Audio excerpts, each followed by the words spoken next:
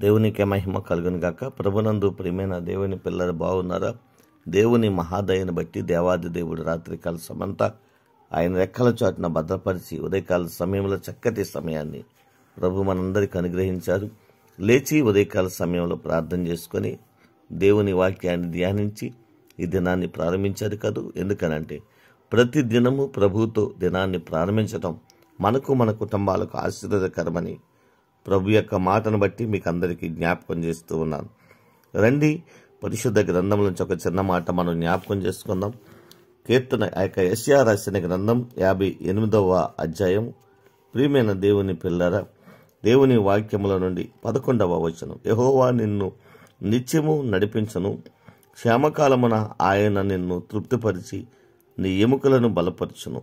నీవు నీరు కట్టిన తోటవలెను ఎప్పుడు నువ్వు ఉబుకుచుండు నీటి ఓటవలెను ఉండెదవు. దేవునికి మహిమ కలుగును గాక.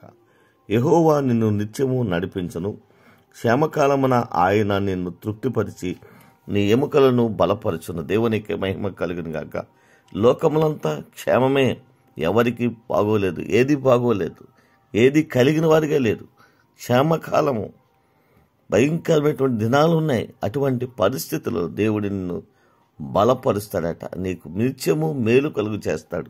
అంతేకాదు ఆయన అంటున్నాడు, నిన్ను తృప్తిపరిచి నీ ఎముకలను బలపరుస్తాడు. దేవునికి మహిమ కలుగును గాక. నిజమే, మనము ఆరాధించే దేవుడు అంత గొప్ప దేవుడండి.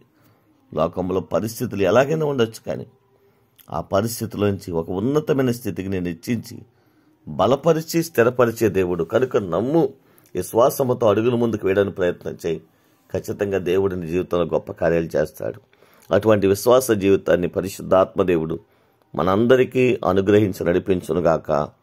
ఆమేన్. కృపా సత్య సంపూర్ణమైన మా తండ్రి, కృపామయుడమైన మా దేవా, నీకు వందనాలు, స్తోత్రాలు. ఈ ఉదయకాల సమయంలో స్థానిక సంఘాన్ని, గ్రామాన్ని కూడా దీవించండి, ఆశీర్వదించండి. బిడ్డలు చేస్తున్న వ్యవసాయములను, చేతి పనులను, వ్యాపారములను, ఉద్యోగములు కూడా దీవించండి. దేవా, నీ కృపలో బలపరచండి. ప్రభువా, వివాహాల కొరకు ఎదురు చూసిన బిడ్డలకు వివాహాలు సిద్ధపరచండి. గర్భఫలం కొరకు కన్నీళ్లు కారుస్తున్న బిడ్డలకు గర్భఫలాలు దయచేయండి. ఈ దినాన్ని చక్కటి పుట్టినరోజు వేడుకలు చేసుకుంటూ నిన్ను గణపరుస్తున్న వారిని కూడా గణపరచండి. వారికి రావాల్సిన నిరంతర ఆశీర్వాదాలు సమృద్ధిగా నీ నామంలో అనుగ్రహించండి. ప్రభువా, అయా నీ సన్నిధిలో ప్రతి ఒక్కరిని దీవించండి. మా దేశాన్ని, ప్రపంచ దేశాన్ని కూడా దీవించండి.